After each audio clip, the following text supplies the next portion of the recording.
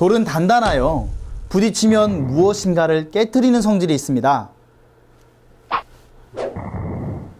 이러한 성질을 빗대어 돌을 심판하는 도구 또는 심판자로 비유하고 있습니다. 모세는 율법을 기록한 두 돌판을 하나님께 받았고 그 율법으로 이스라엘 사람들을 다스리고 심판도 하였습니다. 그 후 돌판은 하나님의 율법을 상징하게 되었습니다. 다니엘 2장에서는 산에서 뜨인 돌이 이방 바벨론의 우상을 쳐서 멸하고 영원히 망하지 않는 나라를 세운다고 하셨습니다. 그 예언이 이루어지는 초림 때 뜨인 돌의 실체이신 예수님께서는 자신을 산 돌이라 하셨고 요한복음 12장 48절에 내가 한 말이 마지막 날에 사람들을 심판한다고 하셨습니다. 이로 보건대 돌은 심판을 의미합니다. 마태복음 21장에서는 당대의 거짓 목자인 서기관들과 바리새인들을 향해 이 돌 위에 떨어지는 자는 깨어지겠고 이 돌이 사람 위에 떨어지면 저를 가루로 만들어 흩을 것이라고 말씀하셨습니다.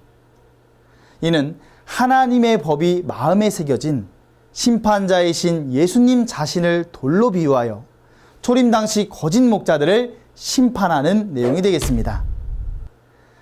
오늘 본문인 계시록 2장에 이긴 자에게 주겠다고 약속하신 흰 돌은 예수님이 하나님께 받은 법이요 흰 돌을 받은 이긴 자는 이 말씀의 법으로 심판을 하게 되는 것입니다.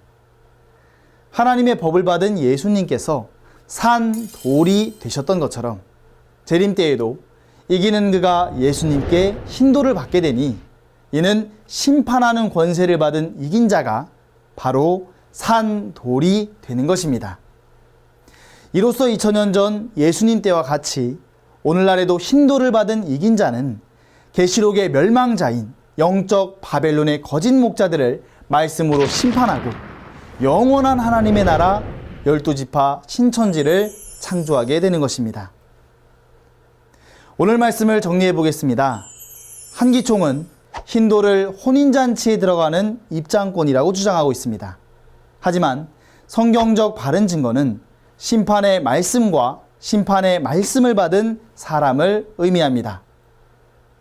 그렇다면 한기총 소속 목사님들께 묻겠습니다.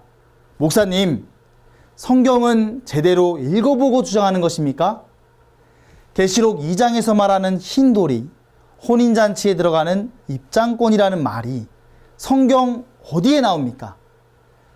마태복음 22장, 25장, 요한계시록 19장에는 혼인잔치에 대해 기록하고 있습니다.